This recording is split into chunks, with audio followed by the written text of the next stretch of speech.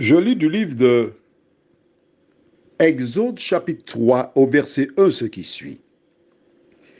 Moïse faisait paître le troupeau de Jéthro, son beau-père, près de Madian, et il mena le troupeau derrière le désert et vint à la montagne de Dieu, à Horeb.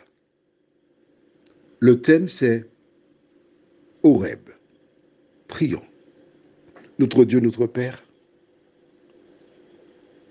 il y a un endroit qu'on appelle Horeb, qui est la montagne de Dieu. Mais Horeb n'est pas la montagne de Dieu. Toutes les montagnes sont les montagnes de Dieu. En effet, lorsque Jacob s'est retrouvé seul, il prit la pierre pour s'endormir.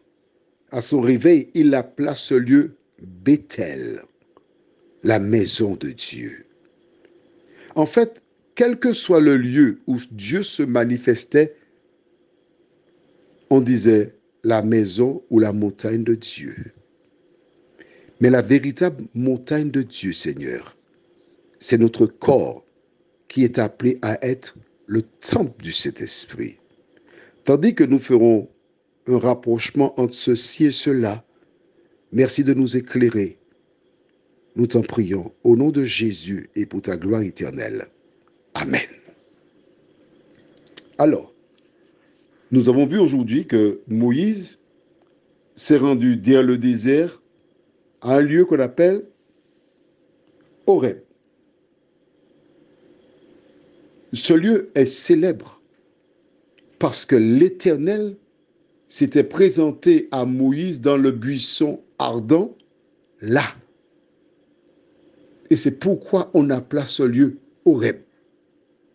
Maintenant, rappelle-toi, on va lire à nouveau ce qu'on avait vu hier. Tu as bien vu? Le lieu où se trouvait Moïse s'appelait Horeb. Nous avons lu hier dans 1 Roi, chapitre 19, versets 5 à 8, que je vais lire à nouveau pour toi. Il se coucha et s'endormit sous un genêt. Et voici un ange le toucha et lui dit, lève-toi, mange. Il regarda, et il y avait à son chevet un gâteau cuit sur des pierres chauffées et une cruche d'eau. Il mangea et but, puis se recoucha. L'ange de l'Éternel vint une seconde fois, le toucha et dit, lève-toi, mange, car le chemin est trop long pour toi. Il se leva, mangea et but, et avec la force que lui donna cette nourriture, il marcha 40 jours et 40 nuits jusqu'à la montagne de Dieu à Horeb. Voilà. Maintenant, prenons le temps. Nous savons ce qu'est Horeb, car lorsque tu lis la Bible, il te faut comprendre ce que tu lis.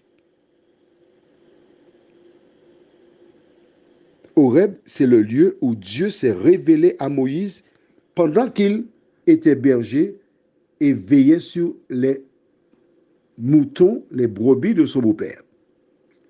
Maintenant, regarde bien, Élie est parti.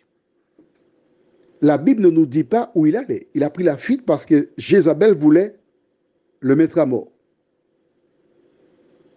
Il dépose son serviteur quelque part, il continue. Il arrive quelque part, il est fatigué, il dort. À ce moment, l'ange vient le nourrir une première fois. Il se recouche, il dort pour prendre des forces. C'est l'ange qui, une deuxième fois, le réveille. Et que dit l'ange? C'est important. Que dit l'ange? Verset 5. Bon, on va aller verset 6. Non, verset 7, pardon. Verset 7.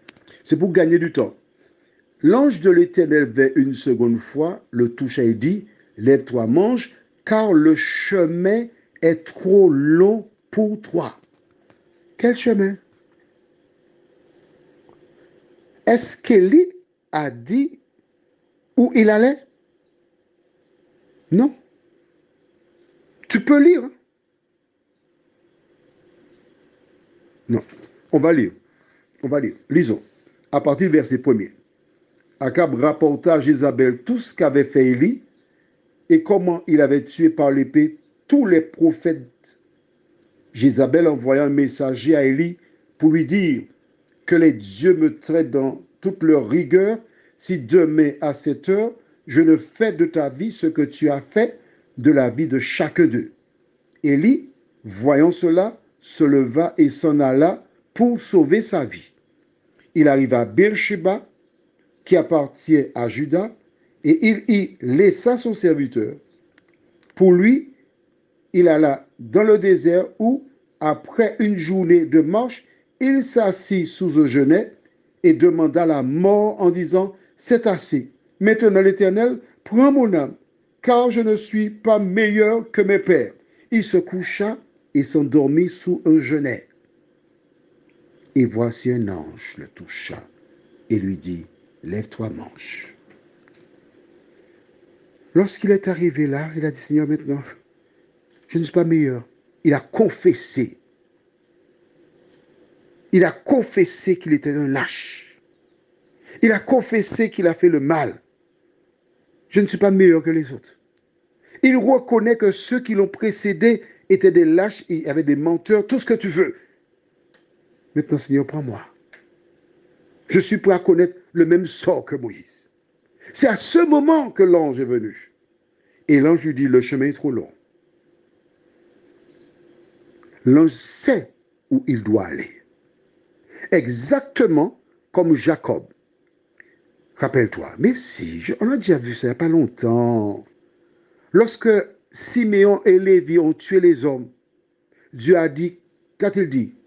Il a dit à Jacob, lève-toi, monte à Bethel. Il est monté. La vie d'Élie était en péril. Dieu lui dit, lève-toi, le chemin est trop long. Va à Horeb, la maison de Dieu. Bethel était la maison de Dieu pour sauver la vie de Jacob. Horeb était la montagne de Dieu pour sauver la vie d'Élie. As-tu vu le parallèle? Dieu ne change pas. Lorsque nous sommes en danger, il vient à notre secours. Prions. Seigneur, c'est beau de lire la Bible. C'est beau parce que ton esprit nous permet de la comprendre. Donne-nous, Seigneur, d'être à l'écoute de ta parole. Donne-nous de la lire. Et lorsque, si nous piétinons sur quelque chose, alors donne-nous le courage de composer le plus 596, 696, 88, 93, 93 et dire Jean-Claude, je ne comprends pas telle chose, peux-tu m'aider s'il te plaît? Et le Saint-Esprit utilisera Jean-Claude pour aider à comprendre la parole. Seigneur, merci pour ton esprit. Au nom de Jésus et pour ta gloire éternelle. Amen. Je te souhaite une bonne journée.